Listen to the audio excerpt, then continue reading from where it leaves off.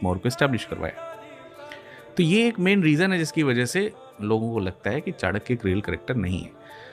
अगर आप कंक्लूसिवली पूछोगे तो मैं भी मतलब अभी जितना पढ़ता हूँ उतने में समझ में आता है कि ठोस सॉलिड 100% दावा नहीं कर सकता कि चाणक्य नाम का कोई रियल करेक्टर था या नहीं था, क्योंकि ये कन्फ्यूज़न तो है। आप हिस्ट्री पढ़ रहे हैं मौर्य वंश की, और मौर्य वंश की कहानी की शुरुआत हो रही है चंद्रगुप्त मौर्य से। तो चंद्रगुप्त मौर्य के समय में जितनी भी चीज़ें लिखी गईं उसमें कहीं पर भी अभी तक खोजा नहीं गया है कि चाणक्य का नाम शामिल हुआ हो। फॉर एग्जाम्पल, चंद्रगुप्त के ही दरबार में एक यूनानी कैरेक्टर है, और उस यूनानी कैरेक्टर ने किताब लिखी है इंडिका, मेगास्थनीज नाम है उसका। मेगास्थनीज ने पूरी इंडिका में कहीं चाणक्य का नाम नहीं लिखा। उसने ये लिखा कि चंद्रगुप्त मौर्य ने मौर्य वंश को एस्टैब्लिश किया, लेकिन ये कहीं नहीं लिखा कि ये अपने गुरु आचार्य चाणक्य से प्रेरित होकर के लिखा।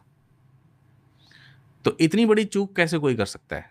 और इंडिका को हम बहुत रिलायबल बुक के तौर पर देखते हैं। हालांकि ओरिजिनल इंडिका तो अब मौजूद नहीं है, लेकिन पुराने के समय के लोगों ने पढ़ा होगा और फिर इंडिका के ऊपर बहुत सारी किताबें लिखी होंगी, तो उसमें कहीं पर भी ऐसा सोर्स नहीं मिलता। फिर इंडिका ही नहीं, बहुत सारी दूसरी भी, मौर्य वंश में तो बहुत सारे सोर्सेज हैं ना, किसी भी सोर्स में आपको वहाँ पर चाणक्य का नाम नहीं देखने को मिलता है। तो इम्पॉर्टेंट ये बात हो जाती है कि इतना इंपॉर्टेंट व्यक्ति का नाम वहाँ है क्यों नहीं? ना किसी इंस्क्रिप्शन में है, ना किसी बुक में है। तो फिर ये डाउट क्रिएट होता है कि क्या सच में अर्थशास्त्र चाणक्य ने ही लिखी है?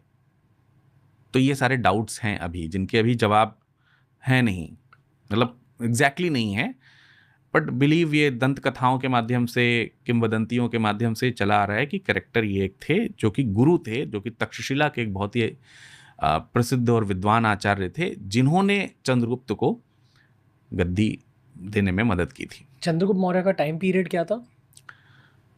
तकरीबन 326 ईसा पूर्व के आसपास का समय, 323 मान लीजिए, 323 ईसा पूर्व के आसपास का समय, क्योंकि 326 मौर्य को एस्टैब्लिश करवाया। तो ये एक मेन रीजन है जिसकी वजह से लोगों को लगता है कि